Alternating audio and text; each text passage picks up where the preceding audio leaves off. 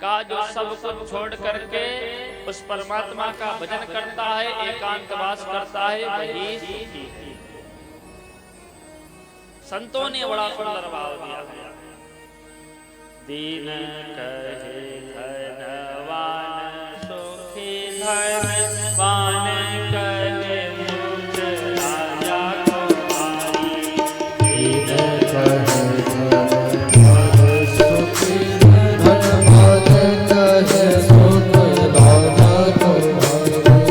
राजा कहे महाराजा सुखी, महाराजा कहे मूर्ख इंद्र को भाई। राजा